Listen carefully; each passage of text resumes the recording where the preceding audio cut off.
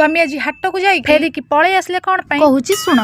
Hi welcome to my mini blog. आपण माने तो जानिथिबे मु एबे नुवा नुवा यूट्यूब वीडियो बनेबा स्टार्ट करछि। आ आपण मानकर सहाय्य एवं सहयोग बिना मोर आगो को बढ़िबार प्रयास पूरा असफल। तेनु प्लीज संग माने मो वीडियो गोटे लाइक करबा सहित चैनल टी को सब्सक्राइब मध्य कर देबे। हो छाडंतु ए सब चलंतु जिबा मेन टॉपिक ऊपर को। स्वामी काली हाट को जिबा कथा कहि कि बैग टा नै कि पळैले किंतु किछि भी न आनी खाली पाळंग साग दुई बिडा धरि कि पळै आसले। मु खाली साग को देखि तांको पचारिली इलो ये कोन लो खाली कोन ई साग गुडा आउ कोन किछि आनी ना। से तुरंत मते मना करले आउ कहिले मु बहुत दिन हेलानी पाळंग साग खाइनी मो पई एइथरे गोटे भलो आइटम टे बनै दबो। मु तांको कहली हो ठीक अछि मु आज तुम मन पसंद रो जिंस टे बनै देबी। से त मो कथा सुनी कि बहुत खुशी हेई गले। मु आउ किछि भी न भाबी तुरंत लागि पड़ली मो काम रे। काली राती रे मु गोटे कप अरुआ चावल पानी रे भिजै देथिली। अरुआ चावल को ग्राइंडिंग जार रे देई देकी 4-5 कोला रसुण फाळे पियाज आउ अल्प दीटा जीरा देकी फाइन पेस्ट गोटे करि देथिली। से सरे तेल देई ताको पूरा छाणी देथिली। अच्छा कहिबेती आपनक संगरे कोन एम्ति केबे हेइछि कि। रहुची जय जगन्नाथ।